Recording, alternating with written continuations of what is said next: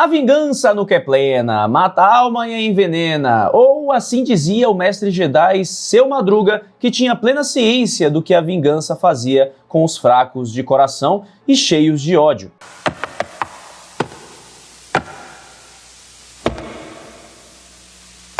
Mas quem disse que os Sith ligavam pra isso? Na verdade, o que eles mais queriam era a vingança mesmo, eles não estavam nem aí. Por isso eu quero que você venha comigo hoje pra gente embarcar nessa jornada de vingança e descobrir como os Sith dominaram a galáxia e conseguiram exterminar os Jedi. É hoje que eu vou contar pra você a verdadeira razão e de que forma eles realmente conseguiram esse objetivo sombrio. Afinal, se eles estavam extintos, como é que eles tomaram controle de toda a República? Vem comigo.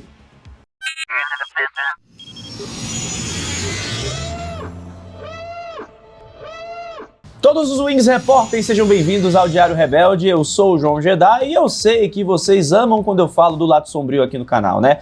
Já tô quase mudando meu nome para João Sith, de tanto que vocês me pedem vídeo aqui embaixo nos comentários falando sobre o lado sombrio. Os Sith e os Jedi são similares praticamente em quase tudo. É por isso que estamos aqui mais uma vez para falar sobre esse lado tão obscuro da força e vou recorrer também às minhas fontes Legends para explicar para vocês como os Sith conseguiram dominar a galáxia. Também peço desculpas se você ouviu um barulho de cortina balançando ou de ventilador, porque está um calor do caramba e eu botei o meu ventilador aqui nas minhas costas, porque senão eu ia estar frito, literalmente.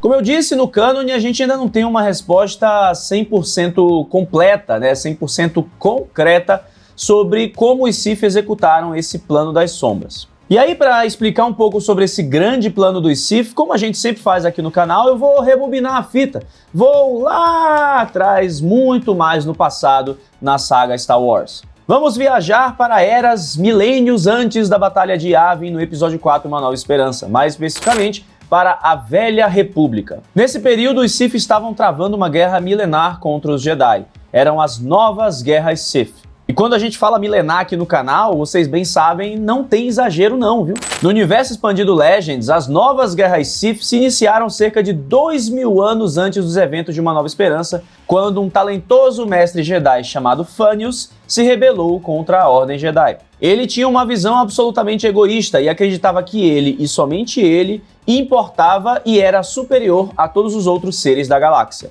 Então ele deixou a Ordem Jedi e caiu para o lado sombrio, se tornando Darth Ruin, Lorde Sombrio dos Sith. Darth Ruin reuniu diversos clãs Sith que estavam completamente dispersos na galáxia neste período. Assim, com vários clãs sob seu comando, ele conseguiu formar o novo Império Sith e declarou guerra contra os Jedi e a República Galáctica. Assim começaram as Novas Guerras Sith, um período brutal e violento que durou cerca de 1000 anos. Por vezes, por historiadores galácticos, esse período foi referenciado como Idade das Trevas, já que a República e a Ordem Jedi chegaram no limite do seu extermínio várias vezes. A extensão da guerra foi gigantesca e as consequências foram muito dolorosas, então nada mais justo do que chamar um período tão sombrio como esse de Idade das Trevas. Se você sabia disso, comente aqui embaixo. Se você não sabia, comenta também, que eu quero saber se vocês estão ligados aí nas curiosidades que a gente traz aqui no Diário Rebelde. Lá no final das Novas Guerras Sith, 1000 anos antes dos eventos da Batalha de Yavin, a Ordem Sith era liderada por uma galera meio controversa, né? Eu diria que enfim, eu não vou ficar expondo tanto minha opinião pessoal, mas era uma galera controversa mesmo, que eram liderados por Lord Kaan. Lord Kaan também era um ex-Jedi. Nunca vi gente pra criar mais Sith do que Jedi mesmo. Porque, caramba, velho. Vamos instaurar um inquérito aí pra entender essa tendência de tanto Jedi que sai e vira Sith. Será que o João Sith é real mesmo? Enfim, Lord Kaan estava liderando seu exército Sith, conhecido na época como Irmandade da Escuridão, e enfrentando em diversas batalhas o mestre Jedi e general Lord Hoth. Lord Hoth liderava o Exército da Luz, uma força-tarefa Jedi que estava empenhada em derrotar a Irmandade da Escuridão. Por sinal, eu falo muito sobre a história de Lord Hoth aqui no canal, nesse vídeo que está aqui em cima no card, para você assistir depois. É um Jedi muito brabo, um Jedi muito legal que você tem que conhecer. Khan e Hoth se enfrentaram em várias batalhas e tudo pareceu perto de terminar na Batalha de Ruusan. Foi nessa batalha que Lord Khan, junto com os demais membros da Irmandade da Escuridão, realizaram um ritual chamado Bomba Mental. Esse era um poder da força muito poderoso, capaz de varrer todos os sensitivos em um raio de quilômetros de distância. Assim, os Sith se matariam, mas conseguiriam levar os Jedi junto com eles. Mata todo mundo! Lord Hoth e exatamente 99 Jedi se sacrificaram e foram varridos pela bomba mental. Lord Khan e seus Sith também foram completamente destruídos pela explosão, enquanto alguns Jedi viajavam até Coruscant para recomeçar a Ordem. Nisso chegava ao fim a Era da Velha República, junto com o encerramento das novas Guerras Sith. Os Sith finalmente estavam extintos, os Jedi sobreviveram e a República entrava em uma Era de Ouro jamais vista. Só que não. Nada ficou bem, porque havia um Sith que sobreviveu a essa batalha sangrenta. E o seu nome era Darth Bane. Bane era um aprendiz muito diferente dos demais membros da Irmandade da Escuridão, isso pra dizer o mínimo. E aí eu quero puxar porque que eu acho a galera da Irmandade da Escuridão muito controversa. Lord Khan e a sua galera, eles começaram a destituir o título de Darth dos demais Sith, né? Porque na visão deles isso geraria brigas e conflitos, e ele tentava unir os Sith de uma forma que fossem capazes, né, de enfrentar os Jedi. Tá aí o nome, por exemplo, Irmandade da Escuridão, né? Como se todos fossem iguais e tal. Mas aí, tipo, quando você bota na balança, um Sith não enxerga dessa forma. E isso, obviamente, também gerava muita treta dentro da própria Irmandade da Escuridão, com um querendo comer o outro. Não no sentido que poderia ser legal, mas no sentido mesmo, no sentido... Entendeu? E é por isso que eles eram, assim, tipo, controversos. Eu discordo completamente. E por discordar, eu começo a pensar que realmente eu tô indo pro lado sombrio, porque eu tô questionando o dogma e Sith, olha aí. E querendo dizer que um dogma é melhor que o outro. Dos Sith ainda por cima.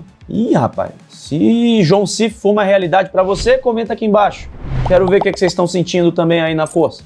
Enfim, por que Bane era um aprendiz diferente dos demais? Ele era inteligente, ele idolatrava os Sith antigos de outros tempos e passava muito tempo na biblioteca da Academia Sith de Korriban, diferente dos seus coleguinhas. Ele preferia estudar o passado a treinar com os mestres Sith daquela época. Um cara visionário, eu diria. E você gosta de estudar? Eu gosto de estudar. Tudo pra estudar. Tudo vai estudar. E foi Bane, com toda a sua inteligência e sagacidade, que sugeriu a Lord Khan fazer a bomba mental para eliminar os Jedi. Olha aí. Com Lord Khan e toda a Irmandade da Escuridão se matando, Bane teria o caminho livre para recomeçar a Ordem Sith do jeito que ele quisesse. Pois para Bane, os Sith dessa época aí, essa galera da Irmandade da Escuridão, era muito mais fraca se comparados aos Sith de antigamente, como por exemplo o grande Nagasadal, Freedom Nad, Marka Ragnos, entre vários outros Sith. Aliás, se você quiser que eu faça um top 10 Sith, incluindo Canon e Legends, ou talvez dividindo os dois, comenta aqui embaixo, pode ser um assunto interessante para um vídeo. Com tanto Sith existindo na época da Irmandade da Escuridão, para Bane, o poder do lado sombrio estava diluído. É como se ele tivesse se fragmentado entre vários Sith e se espalhado em uma galera super fraca na visão dele. E Bane tinha uma visão muito singular da força. Para Bane, a força não era como um fogo que você passava de tocha em tocha, tantas vezes até sobrar apenas brasas que mal causavam uma coceira, mal queimavam e etc. Para Bane, a força era como veneno. Um veneno se diluído entre várias taças perdia o seu efeito e mal causaria cócegas a quem bebesse. Porém, se concentrado em uma única taça, teria poder suficiente para parar o coração até mesmo de um dragão Krayt. Essa foi a essência que Darth Bane desenvolveu da sua principal filosofia. A filosofia que viria a se tornar a regra de 2 dos Sith. E não, aqui a gente não está falando de matemática, até porque eu sou de humanas.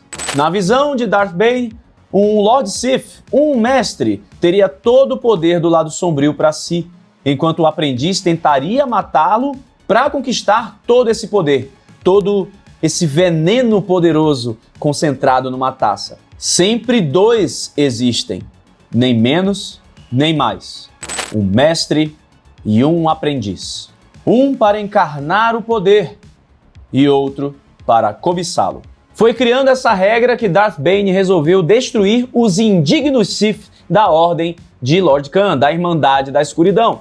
Só um Alt Tab aqui lá e pode tirar o selo Legends aqui rapidinho. Vamos falar rapidinho do cânone. No cânone atual, de acordo com o livro Segredos dos Sith, a gente descobre que Darth Bane também criou a regra de 2 para tentar reproduzir o conceito da Díade da Força. Afinal, como a gente viu em Ascensão Skywalker, a Díade era um poderoso e misterioso vínculo entre dois indivíduos que poderia gerar vida e morte ao mesmo tempo, ultrapassando qualquer limite da força. Bane, visando que os Sith se tornassem cada vez mais poderosos, entendeu que o conceito de Díade também faria sentido para deixar a sua regra de 2 ainda mais poderosa. Eu falei sobre Díade em alguns vídeos aqui no canal. Em particular, quero trazer uma surtada minha, uma teoria, em que eu falo que Darth Maul e Ezra talvez pudessem ter quase criado uma Díade na força. E eu explico bastante sobre Díade nesse vídeo. Vamos lá, voltando para o Legends. Então, com a Irmandade de Lord Khan completamente destruída e os Jedi acreditando que os Sith estavam extintos, Darth Bane tinha à sua frente o tabuleiro de xadrez perfeito para dar movimento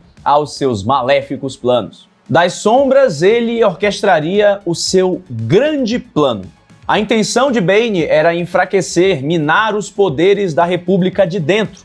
Enquanto isso, pelas beiradas, ele também destruiria os seus arqui-inimigos, os Jedi. Para isso, Bane escolheu uma aprendiz poderosíssima na força, conhecida como Rain.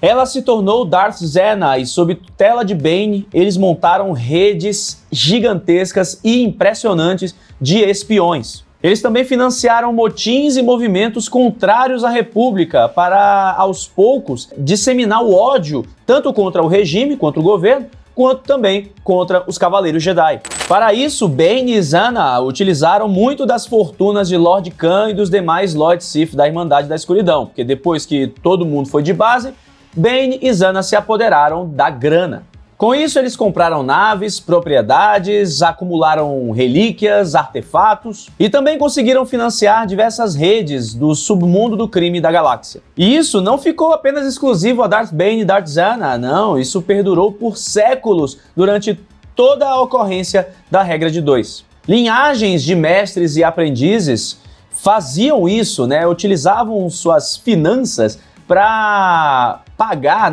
para financiar movimentos, seja terroristas, seja políticos, político-terrorista, enfim, vários movimentos criminosos foram financiados pelos Sith para deixar a República no limite e gerar, pelo povo, uma antipatia aos Cavaleiros Jedi. Foi assim que durante anos, de dentro para fora, os Sith foram minando toda a credibilidade que a República Galáctica possuía. Eles foram comendo pelas beiradas, com muita paciência. Ampliando suas redes de contato, os Sith utilizaram senadores, criminosos, burocratas, sindicatos do crime e muitos outros tipos bem mal encarados como seus peões no grande plano. Assim, aos poucos, a República foi se tornando corrupta, burocrática demais e muito ineficaz. E o mesmo a gente pode dizer também dos Jedi. A Ordem Jedi estava completamente cega, caindo em soberba e arrogância. Também vamos dizer aqui, na ausência dos arqui-inimigos milenares dos Jedi, os Sith, eles ficaram mais relaxados, prepotentes, se achando os reis de tudo ali, achando que tava de boa para eles, E, Jedi, rapaz. E isso também foi fortalecido pelos Sith durante todo o seu período ali, desses 1000 anos de execução do grande plano e da regra de 2. Porque além de alimentar e fortalecer os sentimentos anti-Jedi da galáxia, com sussurros e também com seus poderes aquisitivos, os Sith também eles tentaram atingir os Jedi de outras formas. Ainda no universo expandido Legends, 200 anos antes da Batalha de Yavin, havia um mestre Sith, Twi'lek. Ele era o mestre de Darth Tenebrous, que foi o mestre Sith de Darth Plagueis, o sábio. Esse Lord Sith Twi'lek foi capaz de abrir um buraco na força tão poderoso que fez os Jedi sentirem uma emanação. Emanação, tá certo essa conjugação? Ai meu Deus, olha o redator falhando aí, comente aí. Enfim, sentiram um poder de lado sombrio tão imenso como eles nunca tinham sentido antes, desde a Batalha de Ruusan, que a gente mencionou mais cedo aqui no vídeo. Ele causou uma ferida na força tão potente que fez os Jedi sentirem a escuridão e perturbar eles de um jeito impressionante. E não foi só isso. Em conjunto com seu aprendiz, Darth Tenebrous, eles tentaram criar um vírus que fosse capaz de afastar os Jedi da força, que fosse capaz de cortar o uso da força pelos Jedi. Assim, eles ficariam ineficazes e também incapazes de usar a força, de senti-la, e se tornariam presas ainda mais fáceis. E claro, a gente não pode deixar de mencionar aqui que nessa época o grande plano de Darth Bane e Darth Zana já estava bastante avançado. Os Sith já estavam ali bem encaixados na hierarquia social galáctica, né? Foram séculos de distância entre Darth Bane e Darth Tenebrous. 8 séculos, mais precisamente. Por sinal, Darth Tenebrous era conhecido publicamente na galáxia com o nome de Rugus Nomi. Nome de Rugus Nomi. Enfim, esse era o nome dele, Rugus Nomi. E ele era um famoso designer de naves. Enquanto isso, seu aprendiz, Darth Plagueis, era conhecido como Magistrado Ego Damask. Ele era líder da Damask Holdings, uma poderosa organização financeira ligada ao clã bancário dos Moon. Juntos, eles trabalharam muito para enfraquecer ainda mais a República e os Jedi. Afinal, nessa época, toda a rede de agentes e informantes dos Sith estava gigantesca. Seus contatos incluíam desde criminosos e chefões até também membros da mais alta sociedade galáctica.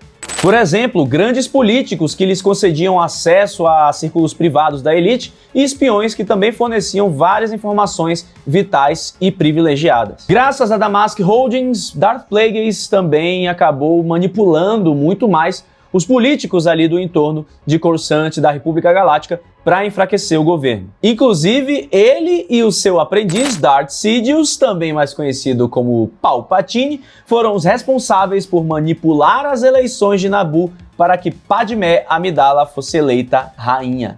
Foi Plagueis que também convenceu a Federação de Comércio a se afastar mais da República e também a realizar o bloqueio de Naboo.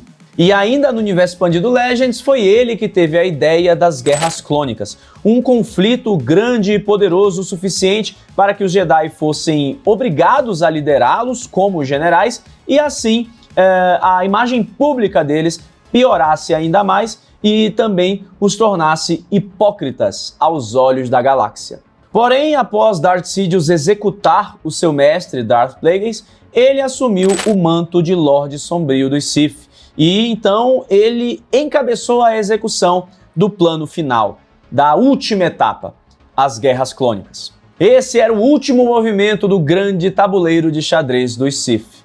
E com a execução da Ordem 66, após 1000 anos de planejamento e também a fundação do Império Galáctico, os Sith finalmente conseguiram concretizar todo o seu plano.